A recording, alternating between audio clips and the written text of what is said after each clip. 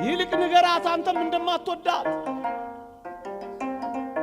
ጅማሬዋ ደስ ቢያሰኝም ፍጻሜዋ እንደማያምር ንገራት። አንተ ልዩ ዋጋ ነህ ያለ ከኤመራልድ በላይ ከእንቁ በላይ። እኔ አልሰማው አንበሳ ራሱን ሲያጠፋ ላየው፣ እባብ ራሱን ሲነድፍ አልሰማንም። በዘላለም ፍቅር ወድጄሃለሁ ሲልህ ማስማው። በሞቴ ስሙኝ። መከራ ስትቀበሉ ወጣቶች ዛሬም ወደፊትም በሕይወታችሁ ሁሉ መከራ ከገጠማችሁ አንድ ማለፊያ መንገድ ልንገራችሁ።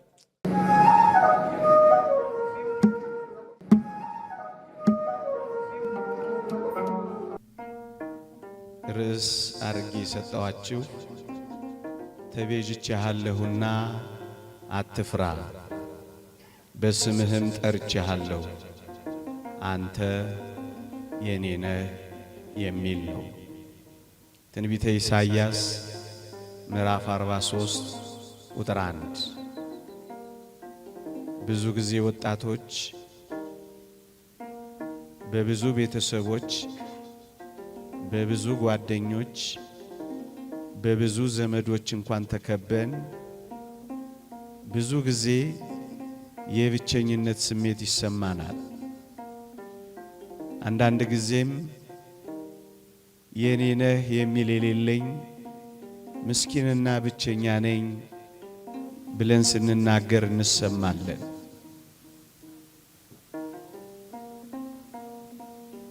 ወላጆቼ፣ ዘመዶቼ፣ ቤተሰቦቼ የኔን ዓለም አያውቁትም። የኔን ዓለም ስለማያውቁት ብቸኛ እንደሆንኩ ይሰማኛል። አካባቢ ያሉ ታላላቆቼ ሁሉ የኔን ዓለም ይጸየፉታል።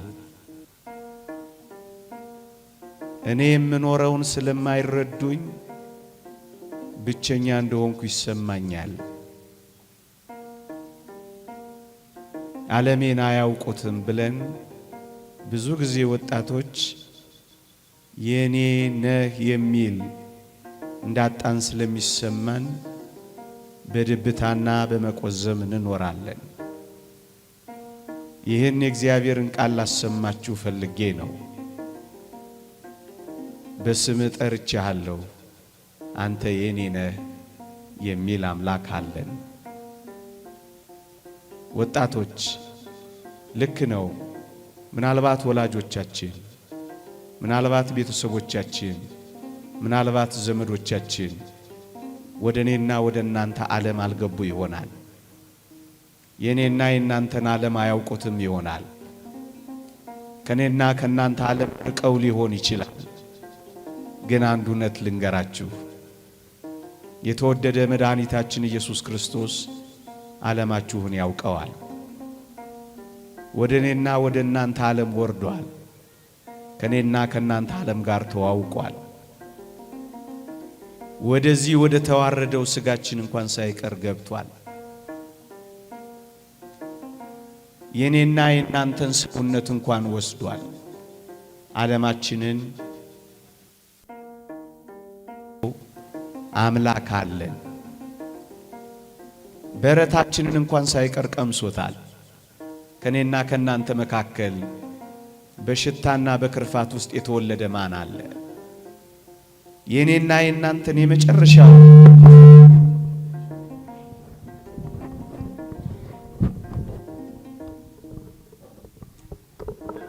የኔና የእናንተን የመጨረሻውን አስቀያሚ ዓለም እንኳን ሳይቀር ቀምሶታል ጌታችን። በረታችንን ብቻ አይደለም፣ መቃብራችንን፣ አፈራችንን፣ ድንጋያችንን እንኳን ሳይቀር ተንተርሶታል። ሞታችንን እንኳን ሳይቀር ተዋውቆታል። ይሄ ብቻ እንዳይመስላችሁ፣ በበረት በመቃብር ብቻ አይደለም፣ እግር በእግር የገባንበት ሲኦል እንኳን ሳይቀር ገብቶ ሲኦላችንን እንኳን ተዋውቆታል። ወጣቶች፣ ምናልባት ወላጆቻችሁ፣ ምናልባት ዘመዶቻችሁ፣ ምናልባት ታላላቆቻችሁ ዓለማችሁን እንደማያውቁት ቆጥራችሁ ብቻችሁን የሆናችሁ እንዳይመስላችሁ። የኔና የእናንተን ዓለም የተዋወቀ አምላካችን ክርስቶስ ነው አንተ የኔ ነህ የሚለው።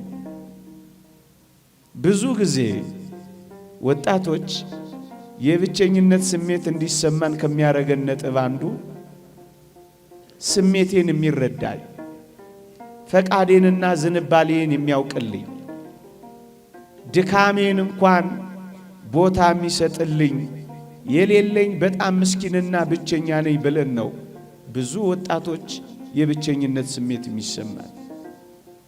ግን አንድ እውነት እንንገራችሁ ወጣቶች፣ ስሜታችንን፣ ድካማችንን፣ ፈተናችንን ብቻ አይደለም የኔና የእናንተን ዓለም በመተዋወቁ ምክንያት ከኔና ከእናንተ በላይ የተፈተነ አምላካችን ነው አንተ የኔ ነህ የሚለው። የእግዚአብሔር ቃል እንዲህ ይላል፣ ከኃጢአት በቀር በነገር ሁሉ እንደኛ ስለተፈተነ ሊራራልን የሚችል አምላክ አለ ይላል። ወጣቶች ሆይ እናንተ ከተፈተናችሁት በላይ ተፈትኗል። እናንተ ተትታችሁ ከሆነ እናንተ ከተተዋችሁት በላይ ተትቷል። እናንተ ብቻችሁን ቀርታችሁ ከሆነ ብቻችሁን ከቀራችሁት ከእናንተ በላይ ብቻውን ቀርቷል። ተፈትናችሁ እንኳን ከሆነ ከኔና ከእናንተ በላይ ተፈትኗል። ደክማችሁ እንኳን ከሆነ ከኔና ከእናንተ በላይ ደክሟል። ለዚህ ነው ከኃጢአት በቀር በነገር ሁሉ እንደኛ ስለተፈተነ ሊራራልን የሚችል አምላክ አለ የሚለው። ብንደክም ይራራልናል፣ ድካምን አውቋላ። ብንፈተን ያዝንልናል፣ ተፈትኗላ። ብንተው ይመጣልናል፣ ተትቷላ። ብንገፋ ይሰበስበናል፣ ተገፍቷላ። ይራራልናል የሚለው ቃል ምንኛ እውነትና የሚያጽናና ነው ወጣቶች። ከኃጢአት በቀር በነገር ሁሉ እንዳንተ እንዳንቺ የተፈተነ ስለሆነ ይራራልናል ወገኖች። ይሄ ብቻ አይደለም። በተለይ ወጣቶች በወጣትነታችን መደነቅ፣ በወጣትነታችን ትኩረት መሳብ፣ በወጣትነታችን ሊጨበጨብልን ልንሞገስ እንፈልግ ይሆናል። ማንም እኮ ትኩረት የሚሰጠኝ የለም። ማንም እኮ ክህሎቶቼን፣ ጸጋዎቼን፣ ተሰጦቼን የሚያደንቅልኝ እኮ የለም። ማንም ዞር ብሎ እንኳን የሚያየኝ የሌለ ምስኪን ነኝ ብለን እናስባለን። ወገኖቼ አንድ ሌላ እጅግ የሚያጽናና ተስፋ ልንገራችሁ። ተሰጦታችንን፣ ጸጋችንን፣ ፍጥረታችንን እንደ እግዚአብሔር ያከበረ እንደ እግዚአብሔር ከፍ ከፍ ያደረገ ማን አለ? እስኪ ላስታውሳችሁ። እግዚአብሔር በእጁ የፈጠረው እኔን፣ አንተን፣ አንቺን እንጂ መላእክትን ይመስላችኋልን? ለእንስሳት በአፉ ውስጥ ትንፋስ እፍ ብሏልን? ከሰማያት የወረደው መስቀል ላይ የተሰቀለው ለእኔና ለእናንተ ነው እንጂ ለእጽዋት ነውን? የተወደዳችሁ ክርስቲያን ወጣቶች ሆይ አስቡት። ግሩምና ድንቅ ሆኖ የተፈጠረ እንደኔና እንደናንተ ማን አለ? ምናልባት አላስተዋልነው ይሆናል እንጂ እኔና እናንተ ስንፈጠር መላእክት አሸብሽበዋል። እኔና እናንተ መዳናችን ሲጀመር የሰማይ መላእክት አጠገባችን ሆነው ዘምረዋል። እኔና እናንተ ከበደል ስንመለስ የሰማይ ጉባኤ ማህሌት ትቆማለች፣ ትዘምራለች። እኔና እናንተ ልዩ ፍጥረቶች ነን። እግዚአብሔርን ከዙፋኑ የሳበው ከሰው በቀር ማን አለ እንዴ? ዓለም ሲያራክሰን ለምንድን ነው ራሳችንን የምናራክሰው? ዓለም ካላጨበጨበልን ዓለም ተደፋብን ማለት ነው። የጥቂት ሰዎችን ትኩረት አለመሳብ ያን ያህል ድብታም ያመጣ ነው። ያን ያህል ድብርት የሚፈጥር ነው። በምድር ላይ ያን ያህል እንዳልኖርን የሚያስቆጥር ነው። ወጣቶች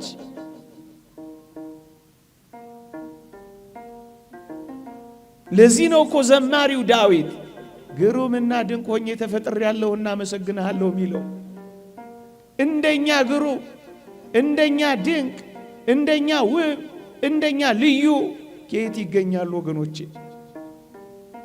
ብቻሽን ውብ ነሽ፣ ብቻህን ግሩም ነህ። ለምንድን ነው ከሌሎች ያነስን እየመሰለን አንገታችንን ዘለስ የምናደርገው? በዓለም ላይ አጨብጫቢ የሚያጨበጭብ ስላጣን ኩርምት ጭርምት ብለን የምንኖረው።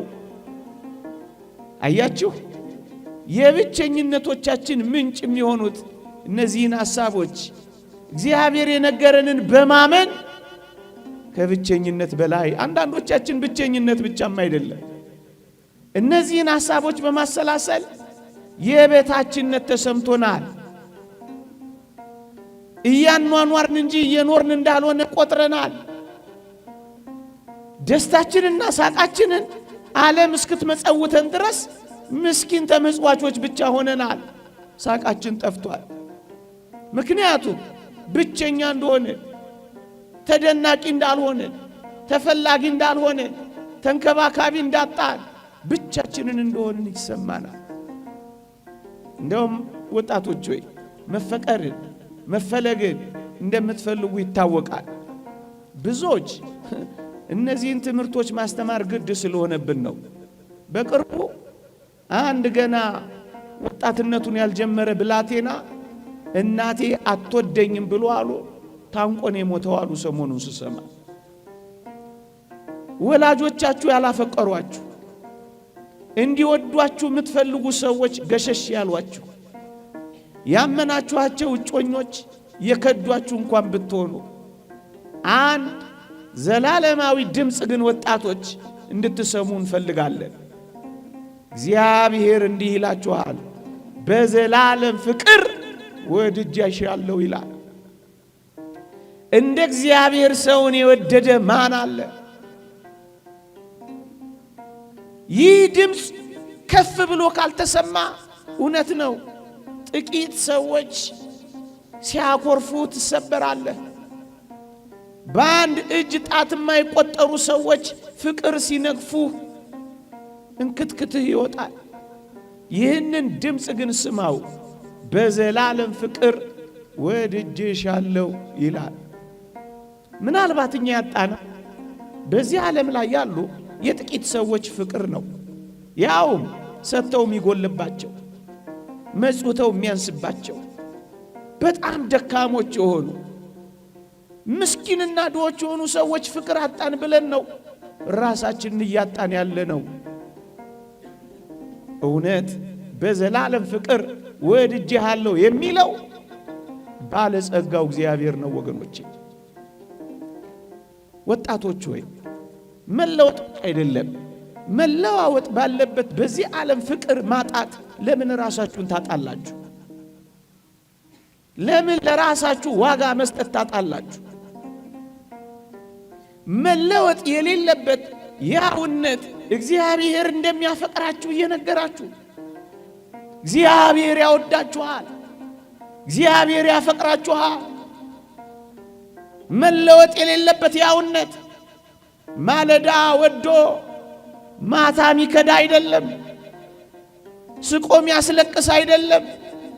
ፊት ሰጥቶ ጀርባ ሚነፍቅ አይደለም።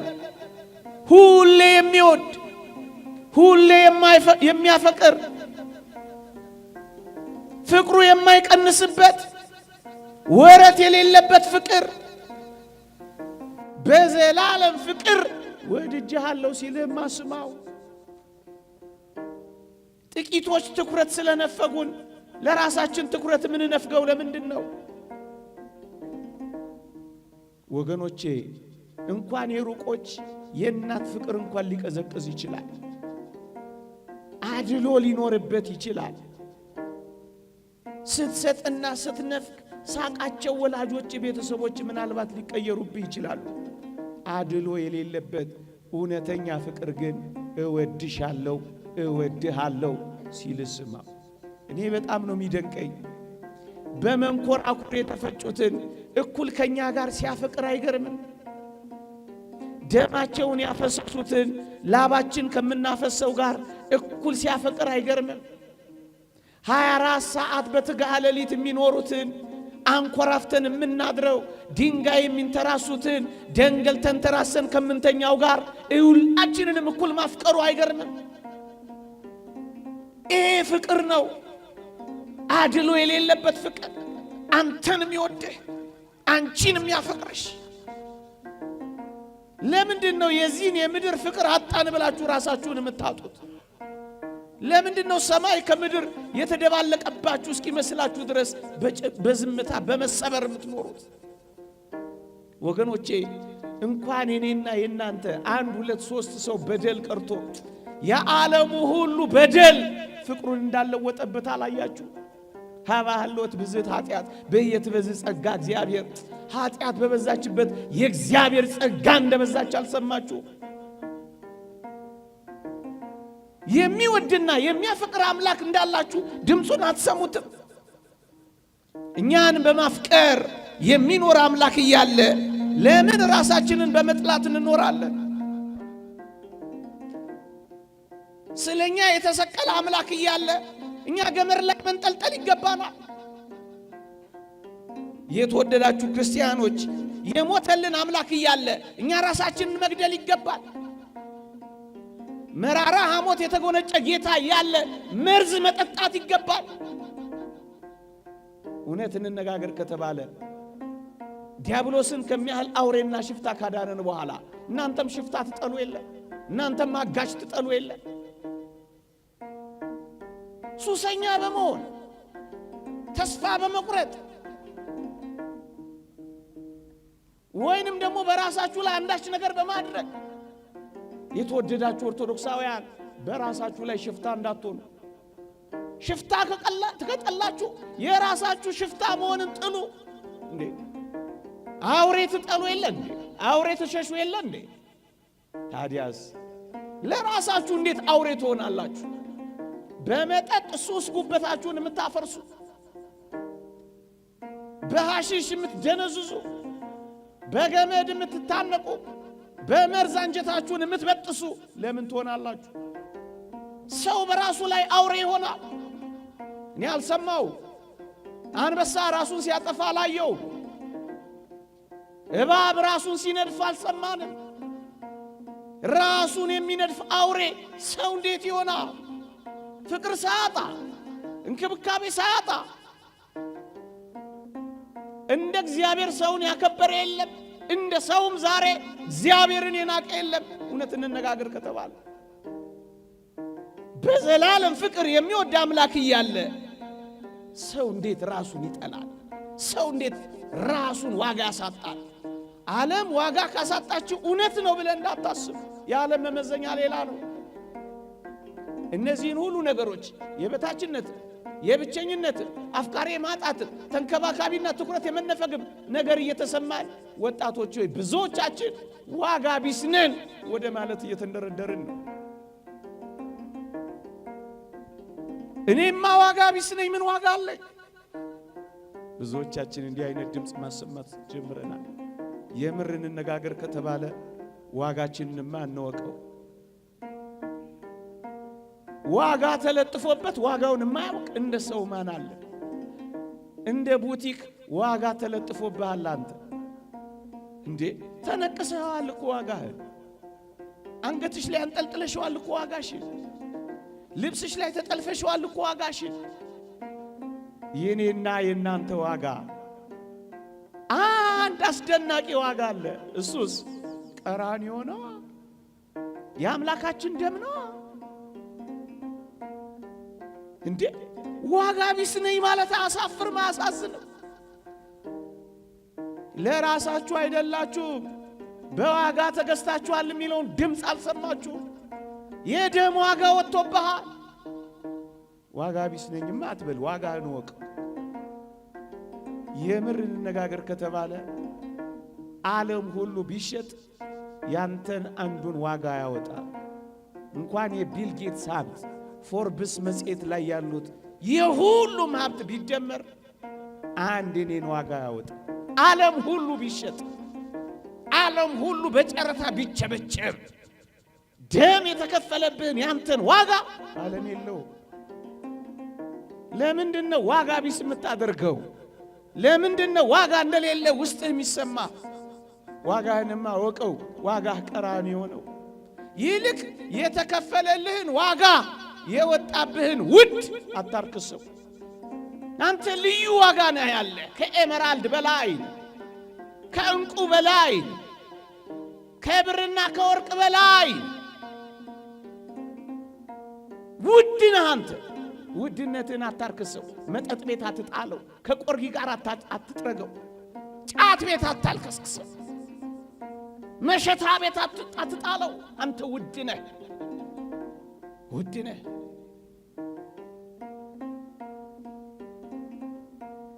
ቅዱስ ጳውሎስ እንዲህ ይላል፣ የሙሴን ሕግ የናቀ ሰው 2 ወይም 3 ሰው ቢመሰክርበት ያለ ርኅራኄ ይሞታል ይላል።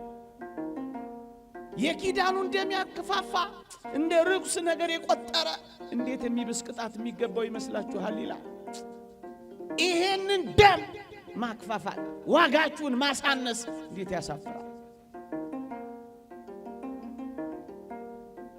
ብቸኛው የበታች ሆንኩ፣ ዋጋ ቢስ ሆንኩ ብላችሁ እንዴት አድርጋችሁ ነው በዓለም ፊት ርካሽ እንደሆናችሁ የምታስቡት? ዋጋችን በጣም ይሄንን ለቃላት ለመሸንገል እናንተን ለማታለል ምለው እንዳልሆነ እግዚአብሔር ያውቃል። ከምናገረው በላይ ነው ይሄ እውነት። ቃላት የሚገልጸው አይደለም ይሄን እውነት። እንዴ አንድ ሳብጀክት ኤፍ አመጣህ ማለት ዘመን ሁሉ መጨለም አለበት? ማትሪክ አላመጣሽም ማለት ሰማይ ምድር ይደባለቃል ማለት ነው? ስራ ማጣት ማለት ራስን ማጣት ነው? በጮኛ መከዳት ማለት ሁሉ ነገር መተረማመስ ነው? አይደለም በፍጹም። ያንተን ጥቂቷን ያክል እንኳን አሁን የጠቀስኩት አያወጣም። ምናልባት ማለዳውን ሊደብርህ ይችላል እንጂ ዘመንህን ሁሉ ያጨራምታል። አንተ ውድ ነህ በጣም፣ አንተ ልዩ ነህ በጣም። ይሄንን አለማወቃችን ነው ብዙ እየጎዳን ያለው ኦርቶዶክሳውያን። አንዳንዶቻችን ዓለም ሁሉ እንደጠላን ሁሉ ይሰማናል።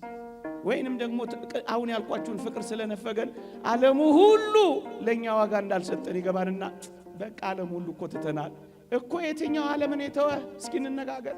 በቁጥር እንነጋገር ከፈለግ፣ በካልኩሌተር እንነጋገር ከፈለግ። የትኛው ዓለምን የተወ?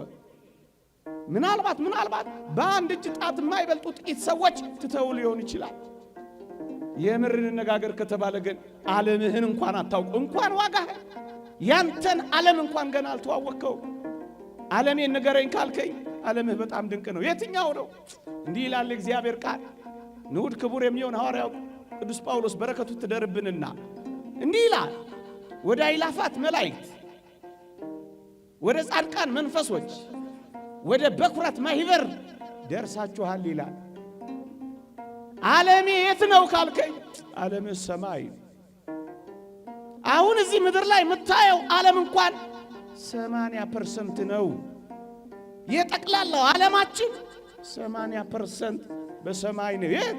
የመላእክት የአእላፋት መላእክት ኅብረት አንተን ይጠብቃሉ። ታላላቅ ወንድሞች አሉ። አረጋዊ መንፈሳዊ እንደተናገረው የሚራሩልን ታላላቅ ወንድሞቻችን ናቸው ይላል መላእክት። የትኛው ዓለም ነው የጠላሽ? የትኛው ዓለም ነው ጀርባ የሰጠህ? እንቅልፍ ሳይተኛ ዘውትር የሚጠብቅ መልአክህ አለ እኮ። ዓለም ሁሉ ጠልቶ እኮ የትኛው ዓለም?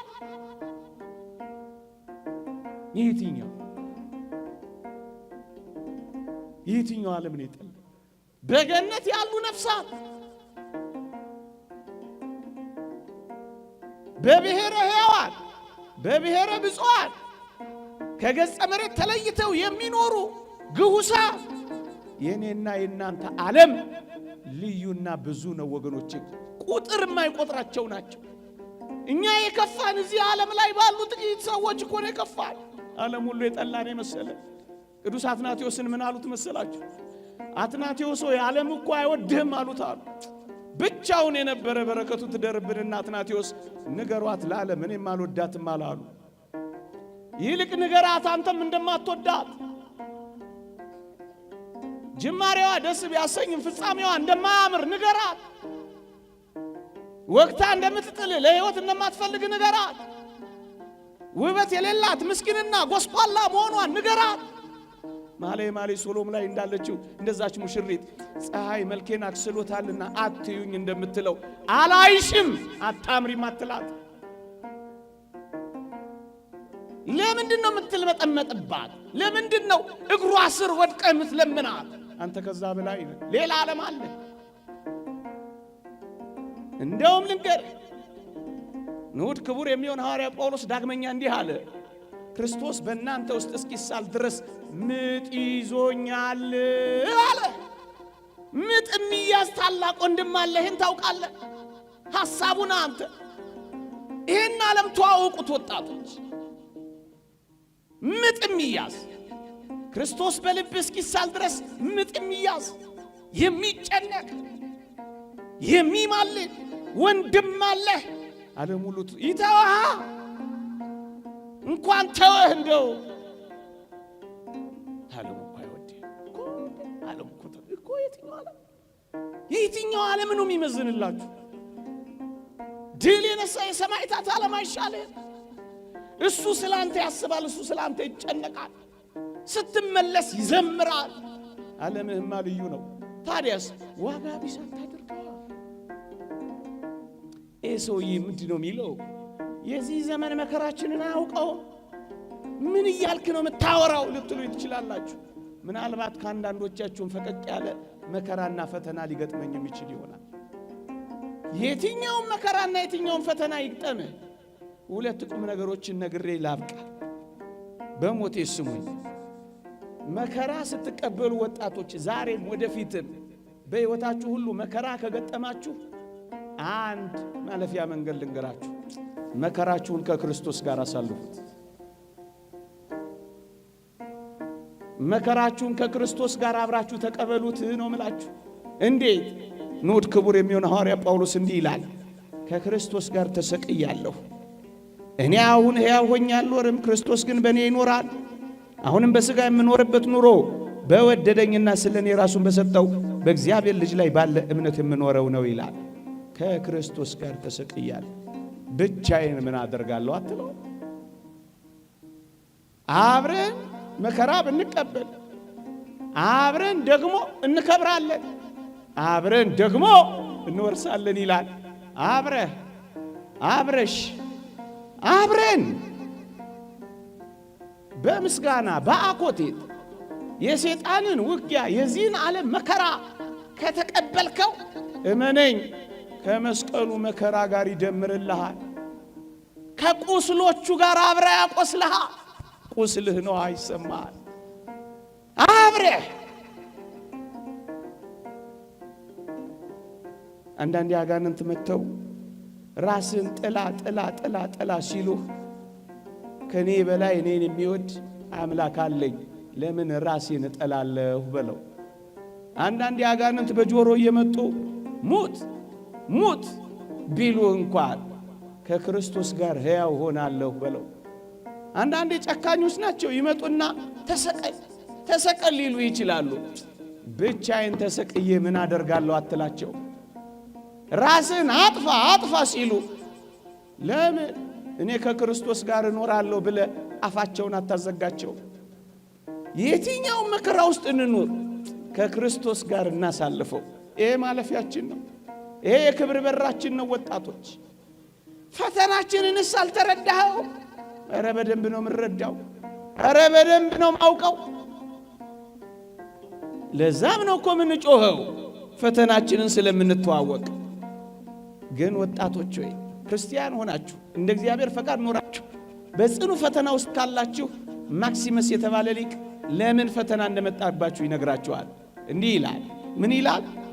ፈተና በአንዳንዶች ዘንድ ከቀደመ ኃጢአታቸው ሊያነጻቸው ይመጣል ይላል። ክርስቲያን ሆነሽ የምር ፈተና ከተቀበልሽ ኃጢአትሽን ሊያነጻልሽ መጣልሽ። እሰይ በይዋ። ለአንዳንዶችስ ክርስቲያን ሆነ እንደ እግዚአብሔር ፈቃድ እየኖረ ዘውትር በፈተና ከተጎነተልን ምን ይላል መሰላችሁ ማክሲመስ? በሌሎች ዘንድ ደግሞ አሁን ያላቸውን ፍጽምና የበለጠ ሊያጠናክር ይመጣል ይላል። አይገልህም፣ ሕያው ያረጋል ፈተና። አይሰብርህም፣ ያጠነክርሻል ፈተና። አያደበዝዝህም፣ የበለጠ ውብ ያረጋል ፈተና። በአንዳንዶች ዘንድ የቀደመ ፍጽምናቸውን የበለጠ ሊያጠነክርላቸው ይመጣል ይላል። በሌሎች ዘንድስ? በሌሎች ዘንድ ደግሞ ይላል ሊመጣ ላለው ነገር እንዲዘጋጁ ይመጣል ይላል። ለሚመጣው መከራ እየሰራን መሆኑን ምን ታውቃላችሁ? ነገ በክፋት ይብሳል። ዛሬ ከተንገዳገድን ነገ እንወድቃለን። እግዚአብሔር ለነገ ሲያጠነክረን አሁን በፈተናዎች በወጀቦችና በአውሎ ንፋሶች መካከል ሊያሳልፈን ይችላል። ፈተና እንደዚህ ይመጣባል። ክርስቲያን ከሆንክ ኃጢአትህን ሊያነጻልህ የበለጠ ውብ አድርጎ ሊያሳምርህ ለሚመጣው የመከራ ዘመን ሊያዘጋጅህ ነው። በቃ ወቀው ወጣቱ እስኪ ጠይቃችሁ፣ ሌባ ባዶ ቤትን ይበረብራል? ምን በወጣው? ሌባ የሚበረብረው ሀብት የሞላውን ቤት ነው አይደለም። ጉድጓድ ምሶ ግንብ ደርምሶ የሚበረብረው የባለጸጎችን ቤት ነው። የድሆችን እንኳን ዞር ብሎ አይ። አጋንንት የፈተና ውጊያ ከከፈቱብህ ወይም ካስጨነቁሽ አንድ ነገር ትዝ ይበልሽ፣ አንቺ የሃይማኖት ባለጸጋ ነሽ። አንተ ብዙ ነገር አለህ ማለት ነው። አጋንንት ትኩረት አድርጎ በፈተና ከተጫወተብህ ባዶ አይደለም፣ ሃይማኖት አለ፣ ምግባር አለሽ፣ በትሩፋት አጌጥ። ስለዚህ ዝም ሊልሽ ትወጃለሽ።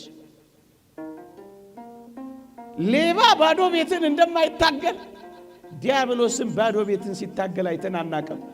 ለምንድን ነው የምፈተነው ካልክ ባዶ ስላልሆንክ ነዋ። ክርስቶስ ስለተዋህደህ ነዋ። ደም ተቃብተዋል እና እያጨበጨበልህ ልታልፍ ትፈልጋለህ። ማን ያለ ፈተና እንዳለፈው አንተ ያለ ፈተና ልታልፍ ነው። ክርስቲያን ከሆንክ በዚህ ውስጥ ማለፍ ግዴታ ነው። ሶስተኛ የተማሪዎች እውነት የሚገለጠው ፈተና ላይ ሲቀመጡ አይደለም። የኔና ያንተ እምነትስ ያለ ፈተና እንዲገለጥ ትፈልጋለህ? ታምልከው አታምልከው? የብስ የብሱን ወይስ ባህር ባህሩን ከክርስቶስ ጋር ትሻገር የሚታወቀው ደግ ጊዜ ብቻ ሳይሆን በክፉ ጊዜም አምላኪ መሆን የሚገለጠው በፈተናዎች መካከል ስታልፍ እኮ ነው። ብርቅና ድንቀት አድርገው። ይልቅስ በእነዚህ ፈተናዎች በእነዚህ መከራዎች መካከል መሰበር፣ ተስፋ መቁረጥ ሳይሆን የእውነት ወደ እግዚአብሔር እየቀረብን እንደሆነ እንረዳ። ማጠቃለያ ወንድሞቼ እህቶቼ፣ በተለይ እንዲህ ባሉ ደስ በማያሰኙ ዘመናትና ወራት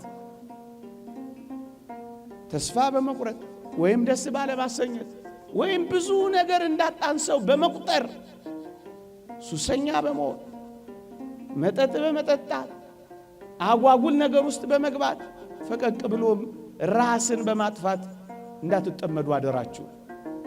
እንዲህ ወዳለው ሐሳብ ልትንደረደሩ ስታስቡ እነዚህን ቃላት አስቧቸው። እነዚህን ሐሳቦች ገልጬ ያበቃል። በእግዚአብሔር ፍቅር ላይ መተማመን አትጡ። ቅድም እንዳልኳችሁ ሁል ጊዜ እግዚአብሔር አፍቃሪ አምላካችሁ እንደሆነ አስቡ። ለኔና ለእናንተ ያለው ትኩረትና ጥበቃ ዘውትር እንደማይለይ አስቡ። የትኛውን ፈተና የትኛው መከራ እሱ የፈቀደው ለበጎና ለመልካም እንደሆነ እንዳትረሱ። ደግሞስ ከሞት በኋላ ያለውን ሕይወት አትካዱ። ከሞት በኋላ ያለው ካልታመናችሁ አሁን ያልኩት ነገር ውስጥ ሁሉ ትገባላችሁ። ምን ማለት መሰላችሁ? የዚህ ዓለም ኑሮ ካልተመቸኝማ የዘላለሙ ኑሮ ይቅርብኝ ባዮች ትሆናላችሁ። ለዚህ ነው አንድ ሰሞን በዚህ በማህበራዊ ሚዲያ ብንሄድ ይሻለናል የሚል የሆነ ዘመቻ ቻሌንጅ ጀምረው ነበር አንዳንድ ወንድሞች። የት ነው የሚሄዱት? አሳዝኑ። ወይ እንደ ጳውሎስ ሩጫቸውን አልጨረሱ፣ ወይ አልተጋደሉ፣ ወይ ሃይማኖታቸውን አልጠበቁ። ብንሄድ የት ነው የምትሄደው? ምን ይዘህ ነው የምትሄደው? የዘላለም ሕይወት እንደዚህ መቀለጃና ማፌዣ ነው። እዚህ ካለው መከራ በላይ እንደሆነ አውቁ። የግድ ቀምሰው መመለስ አለባቸው። የዘላለም እውነት መጽሐፍ የነገራቸውን አይቀበሉም፣ አያምኑ። የት ነው የምትሄደው? የት ነው የምትሄደው? የደረሰባችሁ ችግርና ወይም እየደረሰባችሁ ያለው ችግርና ያላችሁበት የችግር ስሜት እንዳትረሱ፣ ከእግዚአብሔር በላይ አይደለም። እደግመዋለሁ፣ ከእግዚአብሔር በላይ የሆነ ምንም ችግር በዚህ ዓለም ላይ የለም። ሞት ነው ካላችሁኝ ሞትን ረግጦታል። ኃጢአት ነው ካላችሁኝ በደሙ አንጽቶታል። ደዌ ነው ካላችሁኝ በቃሉ ብቻ አስነስቶታል። ምንም ነገር በእግዚአብሔር የሚበልጥ ችግር የለም። አይወሳሰብባችሁ። ለችግራችሁ መፍትሄ ቀን መስጠት ልመዱ። ታገሱ። አትቁነጥነጡ። አሁን አትበሉ። እግዚአብሔር እንደማይቀር እንጂ የሚመጣው መቼ እንደሆነ ቀኑ ላይ ያተኮራችሁ አትጨነቁ። እግዚአብሔር አይቀርም። ቀኑ ላይ ካተኮራችሁ ትፈተናላችሁ። እንደማይቀር ካሰባችሁ ግን በተስፋ ትኖራላችሁ። ታገሱ። ያልፋል። ትላንት አልፏል። ፈርዖን አልፏል። የኤርትራ ባህር ውስጥ ሰጥሟል። የእስራኤል ልጆች ሊውጠን ነው ያሉት ባህር ተከፍሏል። ሊገለን ነው ያሉት ፈርዖን ባህር ውስጥ ሰጥሟል። የእስራኤል ልጆች ስቡሃን ዘተሰባ ያሉ ጨፌው አቧራ እስኪሆን ድረስ ዘምረዋል። ያልፋል። ምን ይውጠናል ያላችሁት ዘመን ያልፋል። ታገሱ ወጣቶች። ይሄ የእግዚአብሔር ቃል ስለሆነ ነው። እኔ መተማመኛ መሰጣችሁ ኢንሹራንስ ካምፓኒ የለኝም። እግዚአብሔር ግን ዋስትናችን፣ የትላንትናው ሕይወት መተማመኛችን ነው። ከትላንት አልፋችሁ እዚህ ደርሳችሁ የለም። የትላንት ትዝታችሁን እግዚአብሔር ያደረገላችሁን መርሳት ይገባችኋል ወጣቶች። ትላንትን ለትዝታና ለትውስታ ነገን ለተስፋ ሰንቃችሁ ዛሬን በደስታ ኑሩ። ክርስትናዬ ነው። ታገሱ። እኔ ልጅ ያለው HIV ኤድስ የሚባል በሽታ ነበር። ሰፈሬ የነበሩ እጅግ ውብ እህቶች፣ እጅግ ጎበዝ ወጣቶች ልክ በሽታው እንደያዛቸው ራሳቸውን እያነቁ ይገሉ ጀመር፣ መርዝ እየጠጡ በጣም ብዙዎች። ግን ይገርማቸዋል፣ ጥቂት 1-2 ዓመት ካለፈ በኋላ ይሄ ኃይለኛ የተባለው በሽታ መድከም ጀመረ። በእርግጠኝነት አሁን በሽታው ከሰውነታቸው የወጣ ሰዎች ያውቃል። የማራዘሚያ መድኃኒት እየወሰዱ ከብደው ወልደው ኩለው ድረው የሚኖሩ ሰዎች አሉ። ቀን ማልፍ መስሏቸው ግን ራሳቸውን አሳልፉ። ማይለወጥ የሚመስላቸው ሰዎች ወደ አፈርነት ራሳቸውን ለወጡ። ታገሱ ወጣቶች፣ አትቸኩሉ። ለእግዚአብሔርም ለቀንም እድል ስጡ። ራስን ማጥፋት በሱስ በለው በተለያየ ነገር በለው ራስን ማጥፋት የተወደድክ ክርስቲያን ሆይ የሚያጠፋው አንተንና ህልውናህን ነው እንጂ ችግርህን አጥፍቶ አያውቅም።